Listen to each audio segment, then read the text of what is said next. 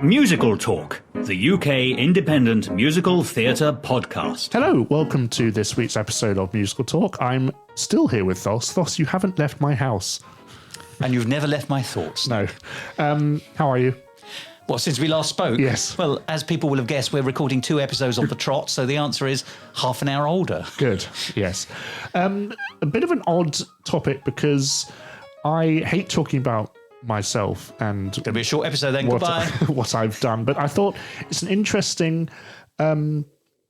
discussion on a musical that I'm currently revisiting, not so much writing or rewriting, I guess. Yeah. You lead into this conversation, Thos, because it. Okay, well, let me tell you what I know. Yeah. And then this is about a show that you wrote, I think, in 2007, in the early days of when I first knew you. I started in 2006, so it really is the same time year as the When time Musical frame Talk as started. Musical Talk, yes. How interesting. Well, what a wellspring of originality that year must have proven to be. But you did a show based on the William stories by Richmal Crompton. Yes, the Just William stories. Yes. Now, in Britain, they still have quite the currency, maybe less so outside of the United Kingdom. But in Britain, they are the story of a slightly mischievous schoolboy, William Brown, and his family and a small circle of friends who in his gang called the Outlaws, and Violet Elizabeth Bott. Yes, very similar to Dennis the Menace, if you kind of think of it. The American version or the British version? Because there are two Dennis I don't know the which Menaces. one came first, but there's a whole thing about, isn't the neighbour called Mr. Brown? And doesn't he have a dog? And doesn't he kind of run around and cause mischief as well? There is a cut. I wonder if there is a... Very possibly. Yeah. But the thing about William is originally they're a series of novels. Yeah, well, comic novels. Short stories. Yeah, essentially for children for the most part, or young people. She never wrote them for adults. They were always in the adult sections in the libraries because the language is incredibly flowery in it. And it was only when children picked it up that they had to move it into the children's libraries. I didn't know that. That's interesting. Well, they start in the 20s, I think, don't they? I mean, for me, William is anything from the 20s to the 50s. It's 1919 to 1969. So that's the period from which they were written. Yes. So it's half a century of British village life parodied. Are they set in the time they were written then? Yes. So the last one is set in 1969. Yeah. They go to space and they form a rock band. Yeah. Jolly good. No further questions, Your Honour. However, William is very well known culturally, even today. His heyday may have passed, but he's well known. I think of them as being lightly funny. Yeah. And I've seen many a television adaptation of them. I think there was a television adaptation of the 1950s with the very young Dennis Waterman. 70s, but yeah. No. Okay. I think there was a 50s one with Dennis Waterman as a boy. I see, right. There was a version of the 1970s, which I also watched, and that's the one that famously made Bonnie Langford a star at the age of 3 or 4. Yeah. She was, for me, and she won't thank me for saying so, because she is the most tremendous, versatile star. But there will always be a part of Bonnie Langford, which is Violet Elizabeth Bott, because she portrayed that character. It's basically a spoilt, tantrum-having schoolgirl whose famous phrase was, "I'll be thick and thick and thick all over my new dress." Or I'll scream and scream and scream till I'm thick. Oh, they're even better. Well, you are the expert, but as you can see, it's culturally resonant. I haven't seen that program since the 1970s. And Martin Jarvis, who is one of our great actors and narrators, has recorded either all or most of the short stories as radio programs and audible recordings. Audiobooks. There's 2 more TV series as well. There's one in the 90s, and there was one about 10 years ago with Martin Jarvis narrating it. Marvellous. He was also a creative consultant.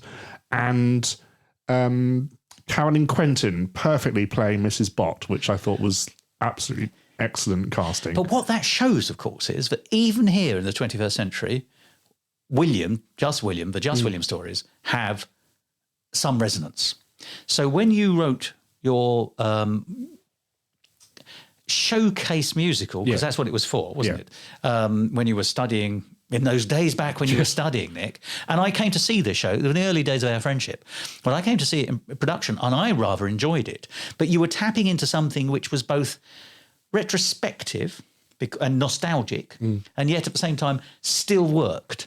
There's a joke from it, which I still remember to this day, which is about painting a placard, which I don't know if you remember the joke, but probably not. There's a scene where they're having a demonstration and there's a placard, which is a white board with black letters on it. Yeah. And somebody said, I couldn't paint off anymore. I ran out of white paint. Yes. It takes a second for the joke to click, but it's a great. But I remember that from that show. Yeah. I remember a song about an aristocratic lady losing her jewels, because it was a petty thief going on, and of course allowing for lots of very much the Richmal Crompton style of kind very of much so. So I remember the musical with some fondness that you wrote, but of course, me too. It didn't go anywhere after that, and you've written many other things because it was a juvenile work compared to your more mature work. So it's interesting to me that you're revisiting it. So my question for you before you tell us about it is, because we know that Sondheim, for example, went back to his earlier works and stuck songs in. One of my favourite parlour games with aficionados is to say to them, listen to the score of Saturday Night from, I think it's 1999 or 2000, because it's his 50s show, and guess which two songs he wrote then for inserting back. How did he get back into his 50s mindset as a younger man himself and make them seamless? And did he make them seamless? By the way, he did on one and didn't on the other, in my view.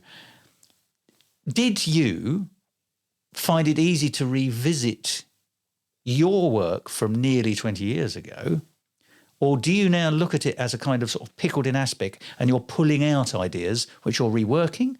Or are you taking it, getting back into the mindset and expanding? I'm getting back into the mindset and expanding. It's more due to the fact that what technology has enabled me to do is replace my voice with someone else's.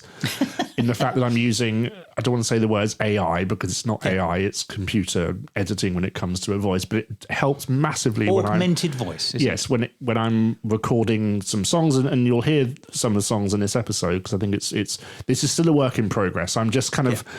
For years, I've been listening to and reading the stories and thinking, I could do a song based on that moment. I could do a song based on that moment. So right now, I'm just kind of doing those songs I've always wanted to do. So you almost know your nexus points in the plot without necessarily having got the detail of a narrative up to where those songs would fit. I have a general idea of a story, but it's kind of the thing about the Williams stories is it's so malleable. You can kind of build a story out of the most famous moments from the characters, and the characters. And you can fuse stories together to make a cohesive whole. Yes, and the characters are so wonderful. And they're so funny, and you can take a lot of the dialogue and put that into songs. Like there's one song I will play you, and you said that slightly threateningly, but there's one song I will play you. Yes, I'll take that in the spirit in which you're intending it. Where essentially. There is a visitor that is coming to the Brown household, and William wants to find out what the purpose of him meeting his father is. Shall I play the song to you? Please do. And we can take it from there. This is called I'm Sorry to Hear That.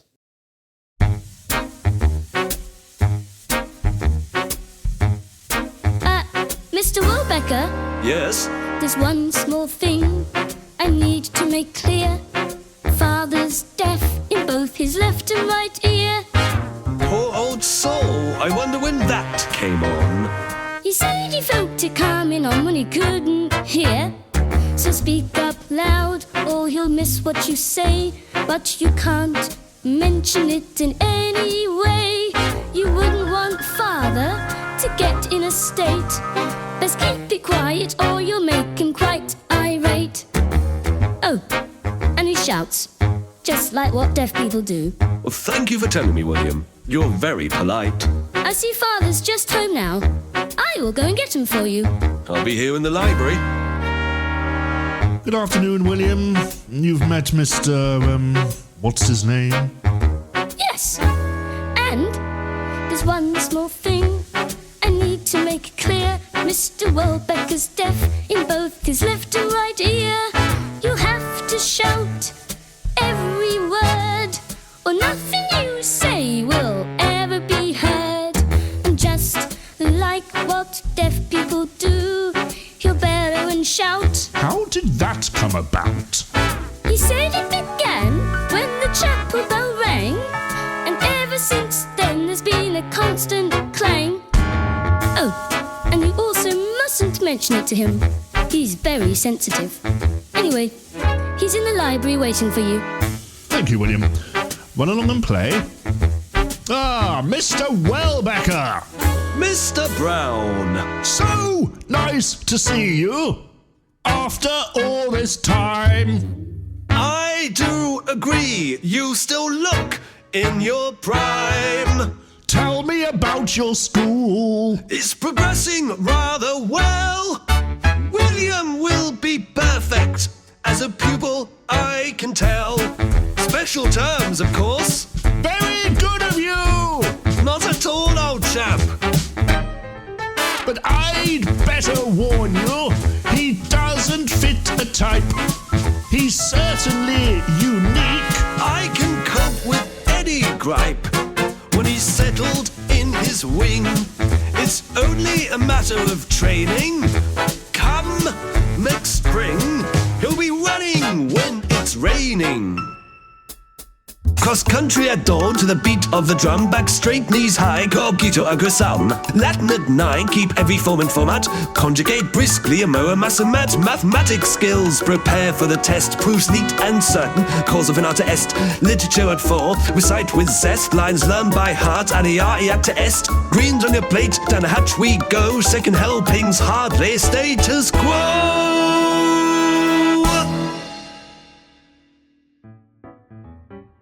I have something I'd like to mention. As do I. The shouting is ridiculous. Ring your issue, my dear long-lost friend. I'm certain you wish you could bring it to an end. To be struck down with this ailment, a most unfortunate turn of breath. I'm sorry to hear that you have gone deaf. Stop. Me? Deaf? Where would you get an idea like that? I was told you were deaf. I was told you were deaf. Yes, and I think I know who told you. William. That was. I'm sorry to hear that. And were you sorry to hear that, Thos? I was not sorry to hear that at all. I enjoyed that a great deal. I tell you what I liked about that song. Presumably that's what you'd like me to tell you. I liked it from the first moment. There's something to that kind of bump beat, which I find very appealing. It's got a rhythm of its own. It also drives, oddly. Whilst it's sort of unobtrusive, it drives a song forward. The song tells a story as well, which I think is always a good sign. So we can hear William talking first of all to the school teacher and then to his father. And then we can hear very quickly, we, the audience, understand what the trick that he's playing. And then, of course, we see it play out. And then ultimately we see it fail. But this is all her. I've just taken practically verbatim from the book and put it into song form. And that's what's been so fun. Well, let's talk about the format of the song and then talk about the lyric in just a second, if that's okay. So the format of the song also, although it's got the bum, bum, ba-dum, bum, thing in it, it changes periodically. So it's episodic in terms of its own storytelling. So it's 4 minutes, 5 minutes as a song. But it isn't, it would become trying, I suspect, if it kept that all the way through. But it has breaks. So it's the old fashioned form of a song was A-A-B-A. Yeah. It isn't quite that, but it's A-A-B-C or whatever it is. It's got several different forms in it. I rather like that. And of course, I do like the fact it comes and resolves. We'll just briefly say, well, Mr. Brown is clearly you. Yes. Augmented somewhat. Yes. The teacher is someone else? Me. Is that you as well? Yep. Now, I don't know what filter you've given it, but you may not know what he sounded like, but it sounded to me like the late Frank Muir, who was one of the great comedians and writers of the 20th century. But he had a very particular speech impediment as well. Also a great wearer of bow ties, so I'm a great fan. He was a very funny man and he had a very distinctive way of speaking, and he appeared regularly for over 500 episodes on a radio program. On MusicalTalk. Well, no, but on a radio program called My Music. Okay. Which ran on the BBC and has been repeated ad nauseum in America, on American radio for years. It's the American radio recordings I've heard. But he was on a panel. He was a panel of 4. which answered questions on all kinds of music, including musical theatre, and they'd always finish with a song. So each of the 4 contestants would sing a song that matched their own particular form of singing. So there was a great opera singer, and he would sing, and there was a folk kind of singer. And then, of course, Frank Muir would sing a musical number with his speech impediment in a slightly over-the-top kind of a way. Not perfectly sung by any means, but full of character, as they say. And there was something about that way your voice had been augmented. I wouldn't have recognised it was you, but it did sound to me like whoever was doing it like Frank Muir. That is a sidestep, but that is no bad thing. But let's talk about the lyrics. Yeah. Now, you said you'd taken the lyrics verbatimly. Well, or more or less. the idea and the kind of elements of the dialogue. So the lyrics tell the story. That's very satisfactory. I've got to ask you, one or two of the scansions or the way it sits on the song, I suppose there's this dissonance, isn't there, when writing a song where you're trying to be authentic and true to somebody else's words, in this case, someone else's lyrics. How far do you feel that you can amend them in order to sit on the beats of the music? Or how far do you need to be able to be flexible with the way that the music is written to make it sound natural to the ear? Which is not a criticism, but just now and then there was, I'm being very honest with you because I assume you wouldn't want me to be in No, not at all. I really enjoyed it. Don't get me wrong at all. The process and the craft, isn't So it? there was a couple of individual words here and there. So deaf, or I'm just picking that randomly. A 1-syllable word stretched to make a 2-syllable with a beat. So it wasn't even not just elongated. It just needs perhaps to find another word that works or a different setting for it. There was just a couple of those bits and pieces where I thought the lyric and the music are not quite melding, very nearly are. But I just think in real terms, a polish on the lyric I would keep, because I think the melody is very, very successful. The lyrics work narratively. They work generally terribly well. But I think there's just a couple of occasions where, for some reason or other, there's a mild jar. I don't want to say Brechtian dissonance, but I like saying it, so I might say it anyway. But it has the effect of pulling you out of the song once you're in it. And actually, I don't think you want that in the song. No. But it's a terrific song. I'd listen to that again all day. Well, there's half a day. There's one melody in that is a motif in the show, so you have to be careful when you kind of bring back. There's a school song that is in the opening, which is da da da da da da da da da da, which I took and twisted that round to become the. It worked for Sondheim in Merrily We Roll Along, so I don't see why you shouldn't. Yeah. So when so nice to meet you after all this time, it's linking. It's a back reworking, so it's an integrated score in that sense. Yeah, good, absolutely. And so when you're dealing with that, you kind of really have to be careful to make the lyrics fit. I think scansion is always interesting because I'm not a musical theatre singer, so it might just be me kind of doing it not as good as it could be. And I haven't written this down yet, so I'm doing this a lot from kind of that comes last in my process. So that's when I look at the thing in finer detail and really what these are just kind of filigree the lyrics when they're actually sitting. Yeah, that's really interesting when you're at the point of making final recording. Yes. No, I don't want you to think I'm being critical. No, not at all. But what will be the point of talking about a song? More songwriters nowadays need to learn about scansion and proper rhyming, and let's not have pop songwriters write musicals. I'm very sad we're getting one for Paddington being written by Tom Fletcher, but it's... there may yet be craft in it. I hope so. That's always been my gripe. Can I just briefly say, because obviously this will be 2 episodes we've recorded in the same evening, and I've not mentioned Gilbert and Sullivan once, so here I go. As everyone knows, Gilbert and Sullivan fell out quite badly after the Gondoliers. They did get back together for 2 more shows. You assume that everyone knows that, Thos. Well, if they listen to Musical Talk, they jolly well ought to by now. And if they Thos and I have had to fall out, I think. And there is a carpet in the room for people who know what I'm talking about. But in the period when they didn't work together, they both tried different composers and different lyricists, neither of whom really sort of made a deal. But it turns out they really did need each other, and that's where the magic was. But you would talk about scansion, and we all use the term scansion these days, and Sondheim uses the word scansion, and, making sure that the beats of the natural rhythms of the way we speak fit the music, and if you were musicalising something I said, it would need different musicalising if you're musicalising something you said, just because you and I speak in different ways. Even if we're saying the same words. Absolutely. We could say the same sentence, and they would need to be set differently. I think that's infinitely fascinating. And very difficult. And very difficult, yes, absolutely. Yes, it must be actually. But the point about it is that although they weren't getting on and they actually weren't speaking because there was legal cases going on, Arthur Sullivan would lament the fact that he couldn't find a lyricist who used, and his term was metrics.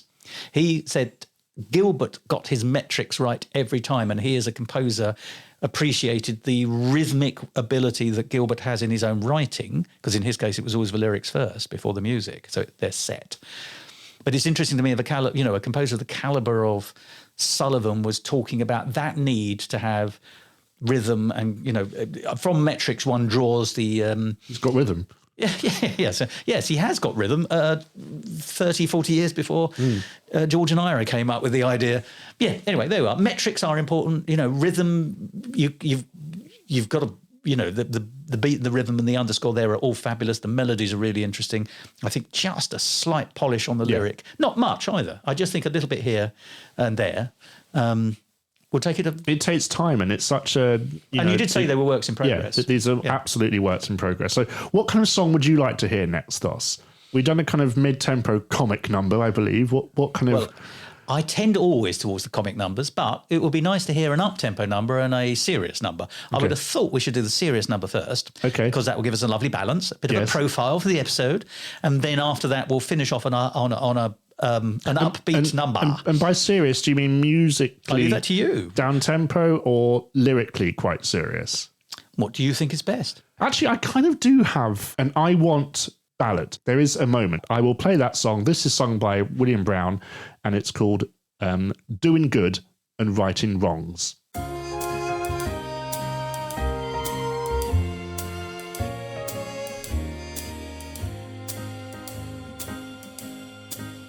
I only tried to stop a villain's plot, but my clever tricks just come to rot. Mother says, William, no, you must not. And father shouts, for heaven's sake, behave. I only meant to save the day, like heroes do in books or in a play. But when you're me, it seems they just don't see the good I'm trying to say. I'm doing good, righting wrongs. I'm standing proud where my heart belongs. But grown-ups say I've got it skewed. If doing good ends in blame, then maybe trouble's my game. But I'm certain I'll find fame doing good and righting wrongs. Anyway, how was I meant to know Lady Markham would get upset at me and come to my house and tell my father, and he'd end up sending me to a boarding school? I saw a crook leap over her gate and ran straight in before it was too late. And then, just like any hero would, I fought him before he could break free. But then they said, it's just a play, you fool. The loot was props, the crook from drama school. But when you're me, they just don't see I'm only doing what comes naturally. I'm doing good, righting wrongs. I'm standing proud where my heart belongs, with my outlaws loyal and true. If keeping peace is the aim, I'll still play the outlaw game. But I'm careful not to shame doing good and righting wrongs.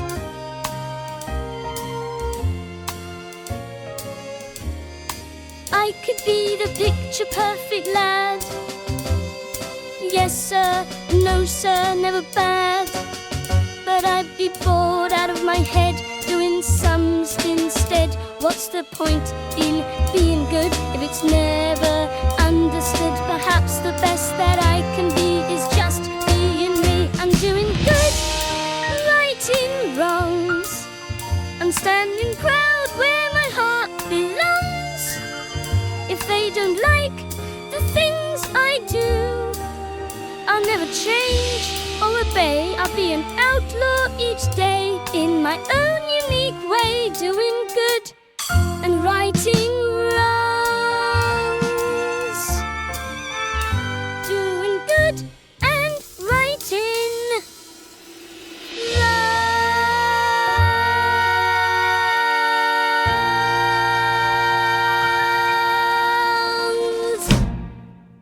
Yeah, so that's that song. Listening to that, it's interesting. I remembered in the original, I made the distinct choice to not give William any songs because he's not a singer in the stories. He was more about dancing and stuff. So he did lots of kind of, I don't want to say tribal dancing, but he did lots of kind of Movement. He expressed his emotions through movement, and I'm glad I've switched away from that because it's a musical, isn't it? You want It's also a song sung by himself to himself. So I Yeah. think that's absolutely fine. It's a rare moment of introspection for William, actually, because he's quite an extrovert as a character. And therefore, I think gives a certain insight into him. And I like the idea that actually he sees what he's doing, which everyone else sees as troublemaking or mischief-making, as actually... Well, he's partly living in his imagination and his imaginary world. Seeing someone leap over a gate is not necessarily the sign of a crook. But if you live a world where you see everything as an action-packed adventure, then it could be, and it is, therefore, in his life. So I think that's quite illustrative of his thinking.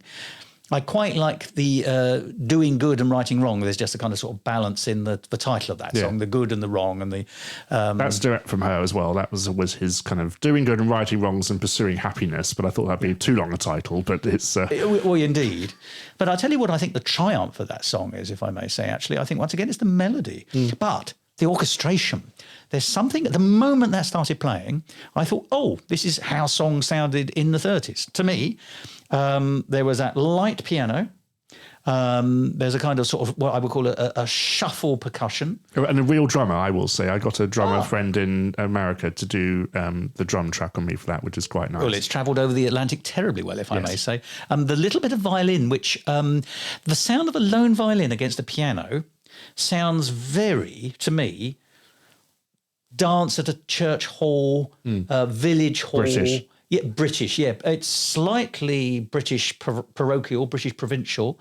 But actually, it also, funnily enough, ties in with something, and this is a slightly wider observation, there's something about the orchestration. And a trombone as well, just to give it that. Oh, yeah. No, there were other bits and pieces, but it's the violin and the piano in particular, I think, give it the feel, with just that sort of shuffly drum, give it the sense of a British pit band rather than an orchestra from almost any theatre that isn't a big one that was around in the 1930s.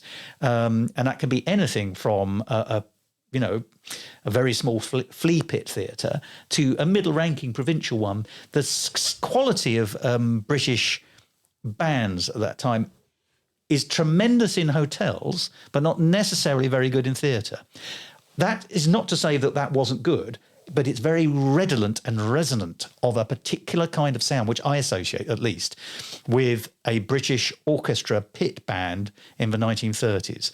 And bearing in mind when this is set, that feels very of its time and very of its period. So I was very pleased by that orchestration. I thought that was particularly good and did quite a lot of the carrying. The melody's terribly good. The lyrics are actually quite nice. Is that you singing again? Well, there's a rare tenderness in you, which I've never seen in real life. What do you mean?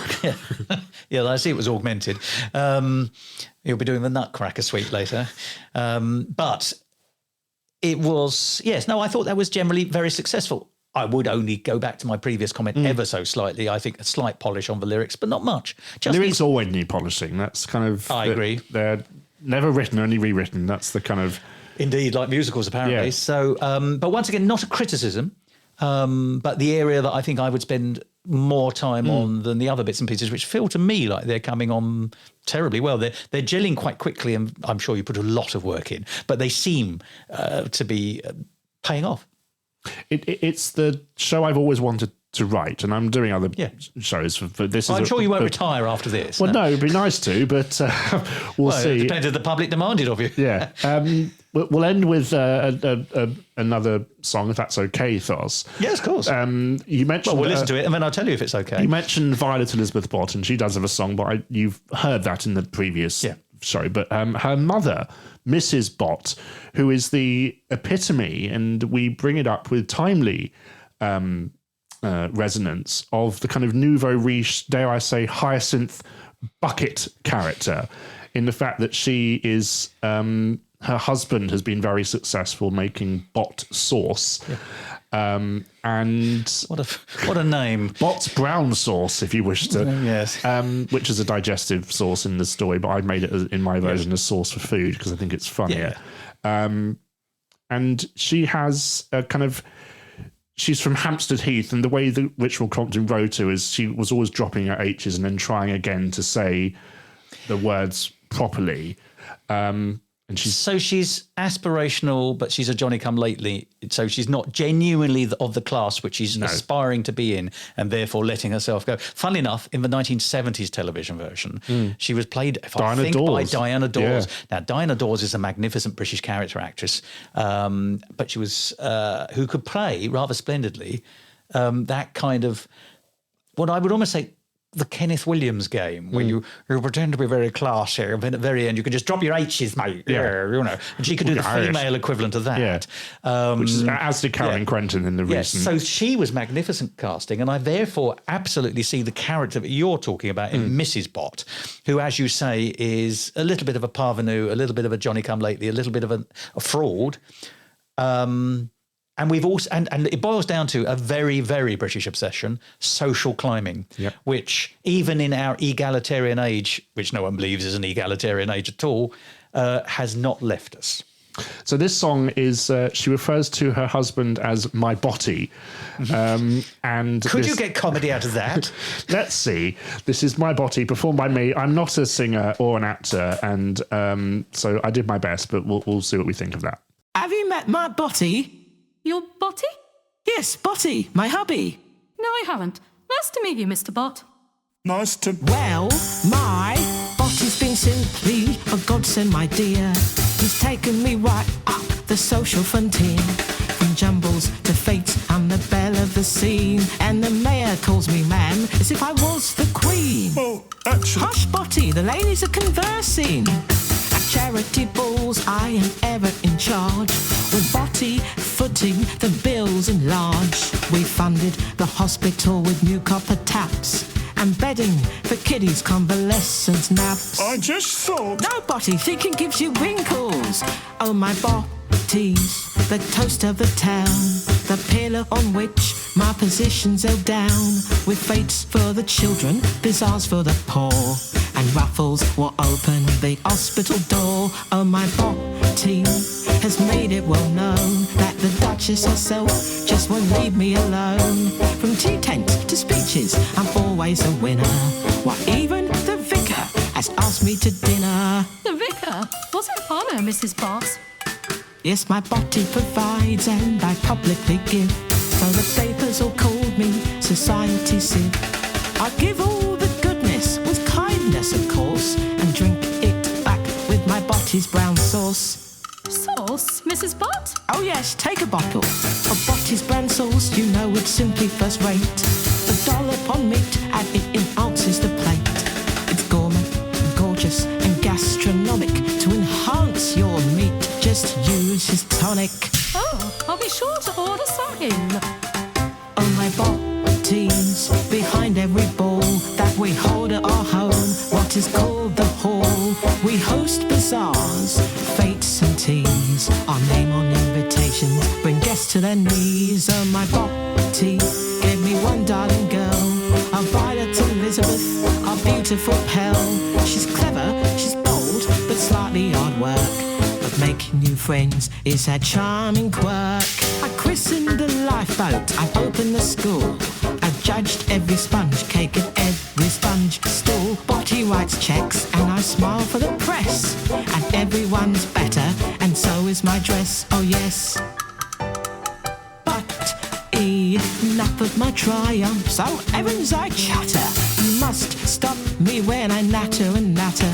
The vicar said you had a 10-year-old son. Surely he and Bar Elizabeth could have some fun. I don't think it would be fun exactly, Mrs. Bott.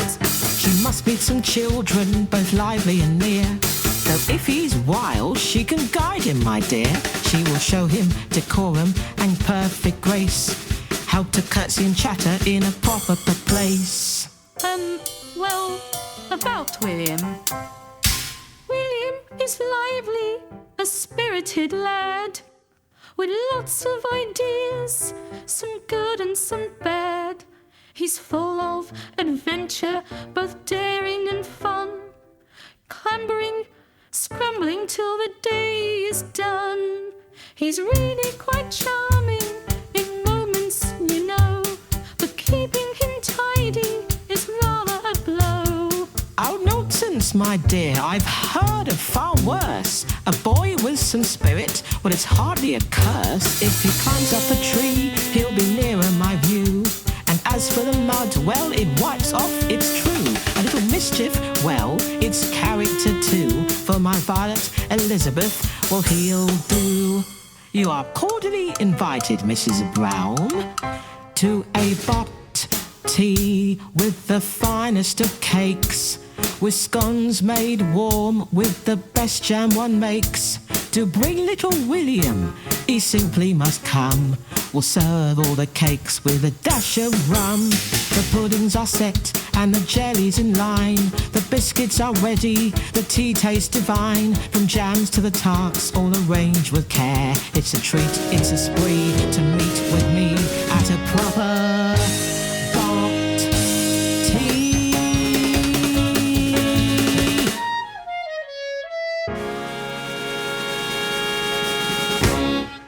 Sorry, was that a clarinet at the end? Thank you for sitting through that, Thos. Yes, a clarinet at the end.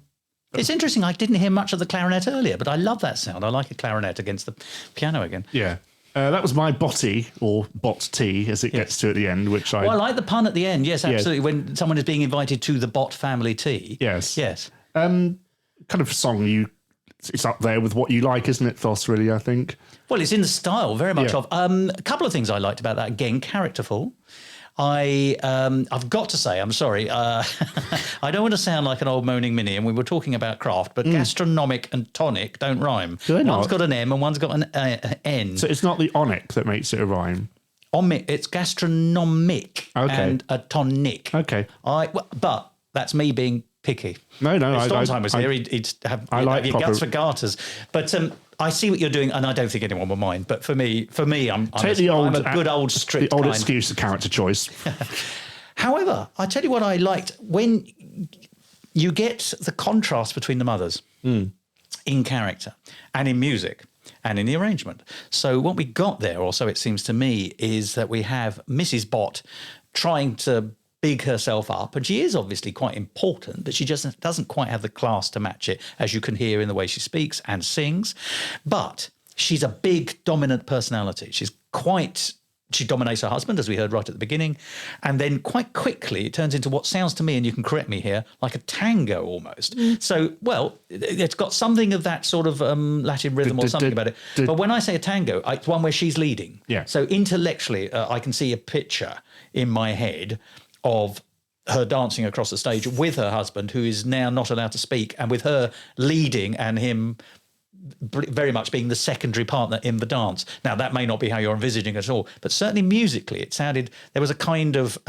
shift, isn't there? There's a passion to it. But then what I like is the contrast with Mrs. Brown, who I assume is the other voice, because it starts much quieter, and it's just piano, I think, and it's slightly faltering piano in the sense that it sounds like... I'm playing it, yeah. Well, no, but that sounded like the kind of piano you would expect played on by at that period. You'd sit down at the piano and maybe pick out a tune, particularly if you have a boy or indeed a daughter, or another son, in fact, actually, as the family have got 3 children, who might be learning the piano. It's got that slightly, I'm picking out a tune but growing in confidence, which reflects Mrs. Brown's increasing confidence in the song, but also, which is nicely underplayed by the orchestration, or so it seems. but also reflects her own family life, which is much more sedate and subdued, but in growing confidence, against the brash, Boisterous, forward, dynamic, but not necessarily very finessed world that Mrs. Bott is portraying. So once again, I thought musically it was doing a lot of good stuff. Did you orchestrate them yourselves? Your orchestration skills are particularly good, it seems to me, Nick. I will go back to the lyrics. I'm sorry, it's always the same thing. It's all right. I think there's a couple of occasions, once again, where we've got a single syllable song which has been stretched over one or two beats and it doesn't sit comfortably. And there's a couple of things where actually I think that just a very small rewriting of the meaning of the